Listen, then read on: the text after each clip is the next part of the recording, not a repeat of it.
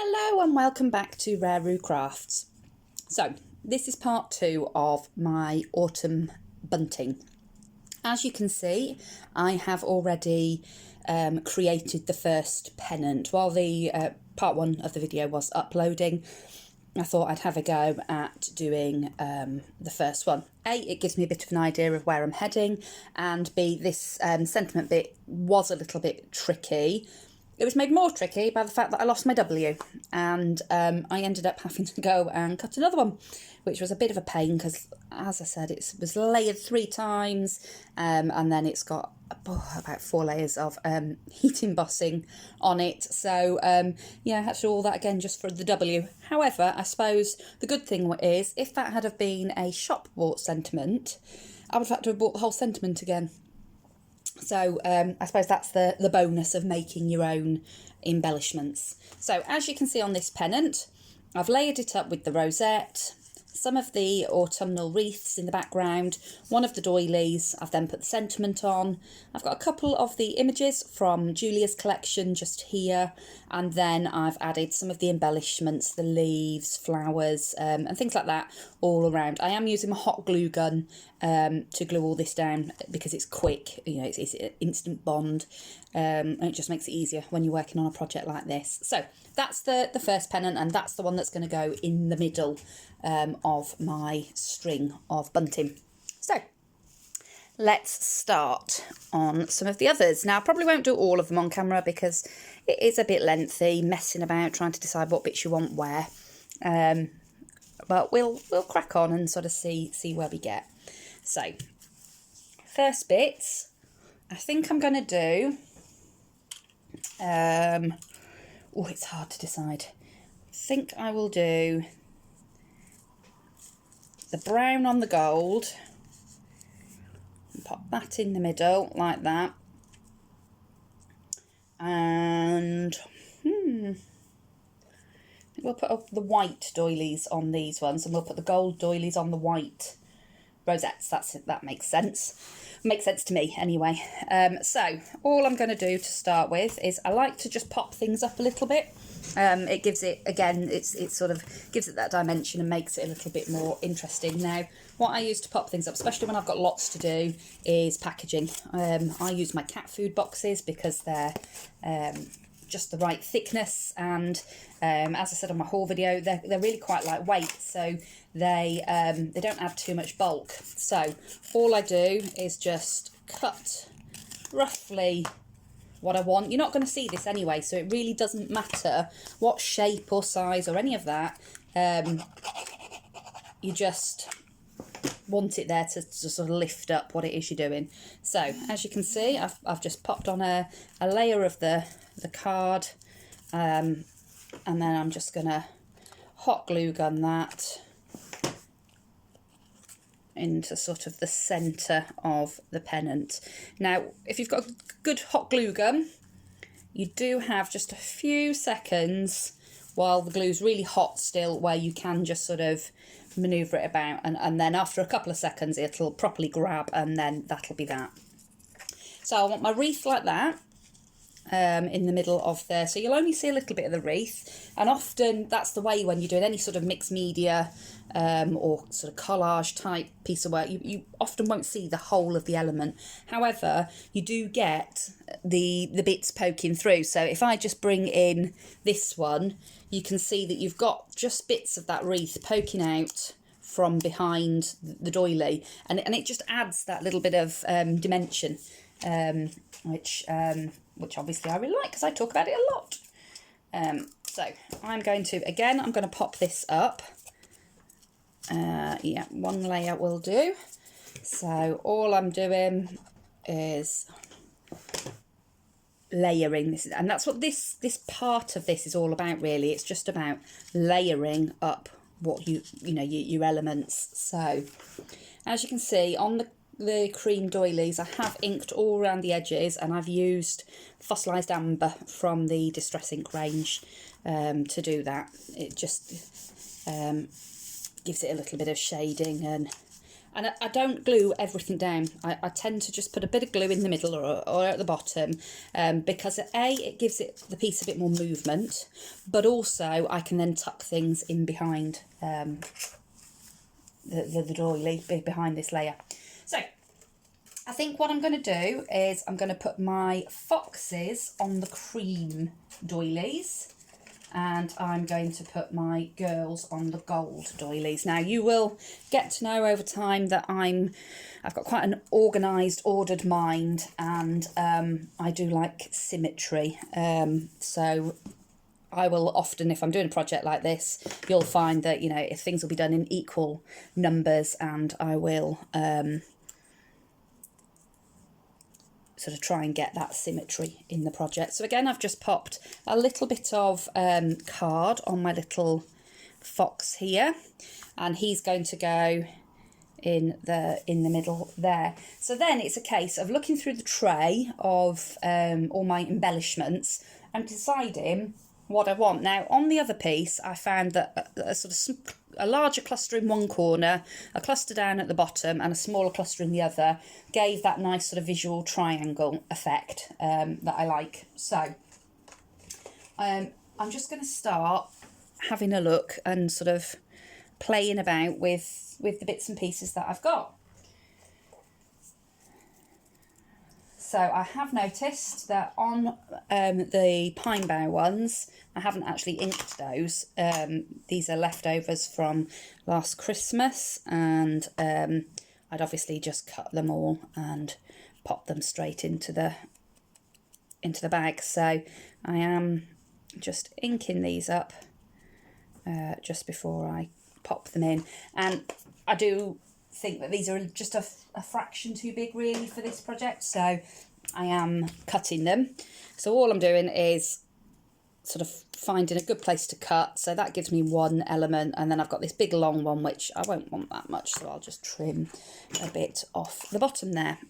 Now before I glue anything down, I do like to layer things about, you know, layer it up and start actually having a look to see how things look, because the last thing you want is to have glued something down and then think, oh, actually I don't like that, and then you've got to start trying to rip hot glue and all the rest of it to take out the bit that you weren't keen on. So I tend to sort of layer it up first and see how I like it, and then if I'm pleased with that, I will then glue it all down.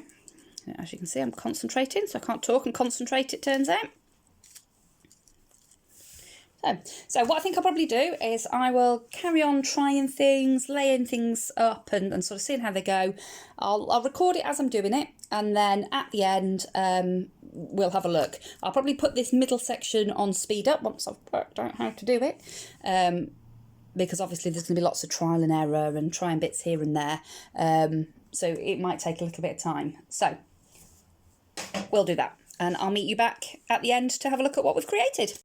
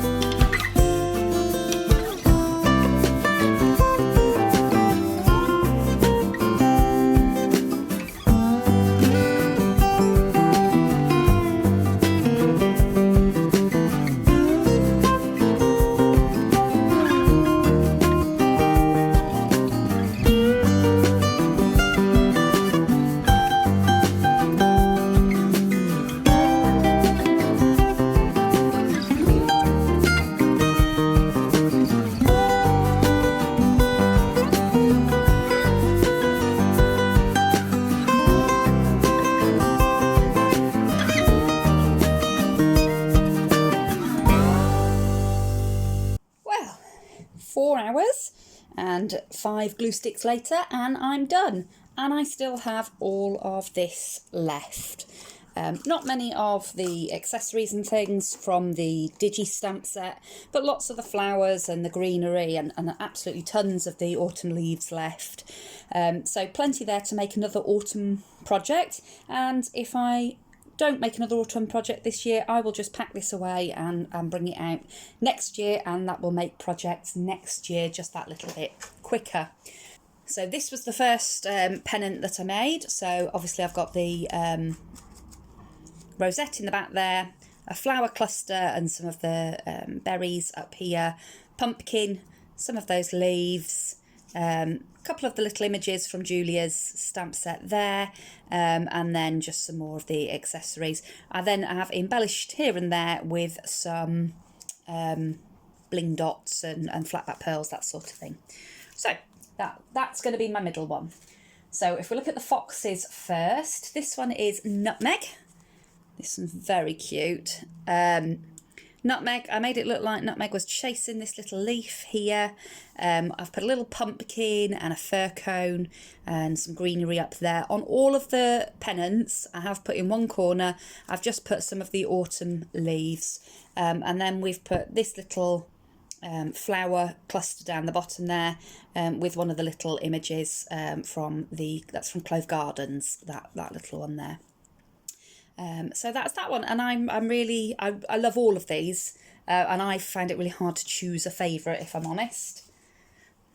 Next we have Cinnamon. So Cinnamon sat there with his glasses on.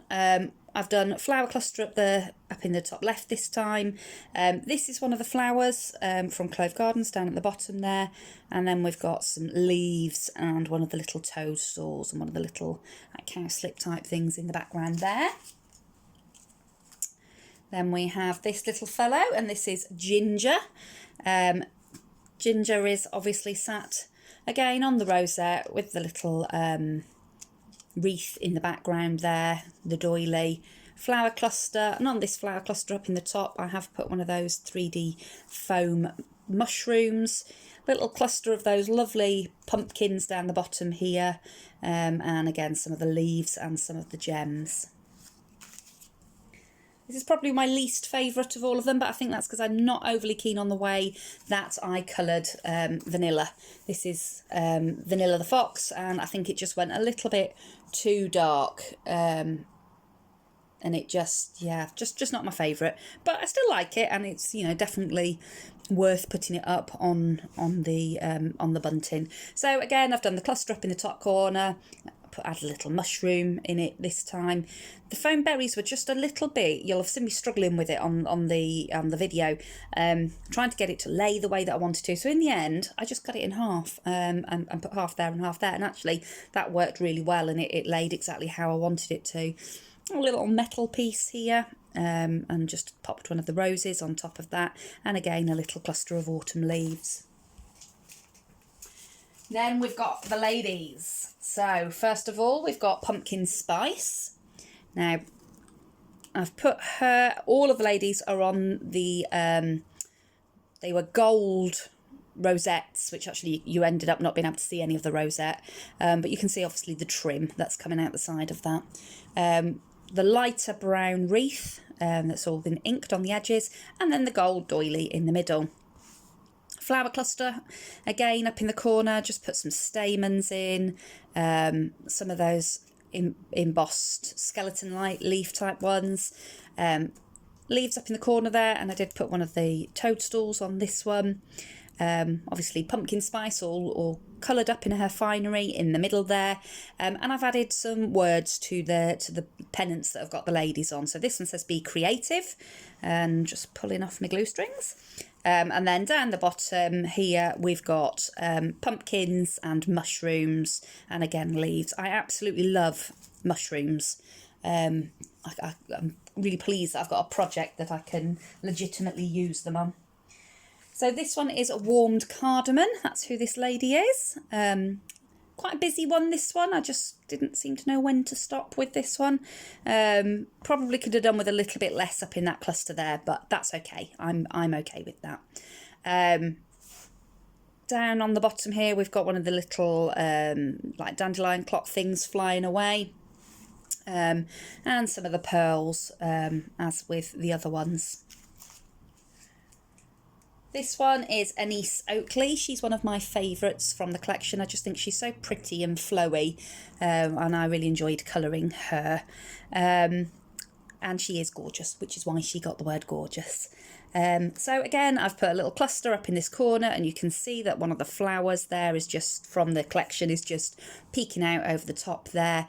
A couple of the 3D foam mushrooms, some stamen in there. Down the bottom, I just did a little trio of mushrooms, and again, some of the autumn leaves. And finally, spiced apple. So this was a pretty little girl to colour up. I did her all in dark reds. I tried to keep all the colours on all the colourings that I did fairly sort of autumnal, and in keeping with what I knew I was going to do with this collection. So again, I've got the little flower cluster up in the corner, and this little mushroom here is from the accessory pack from the Digi stamp set.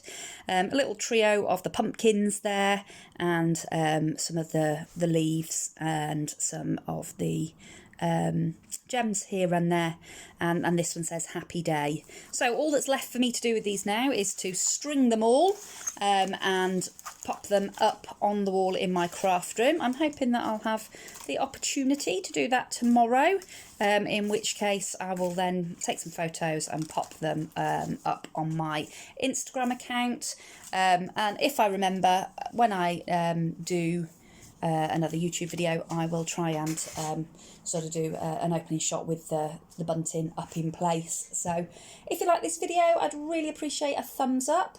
Leave me a comment down below to say which of the pennants is your favourite, and would you have done anything differently? Do you think they're a bit over the top? Although if you can't be OTT in your craft room, where can you be OTT? Thanks ever so much for watching. I hope you subscribed, and I hope to see you again soon.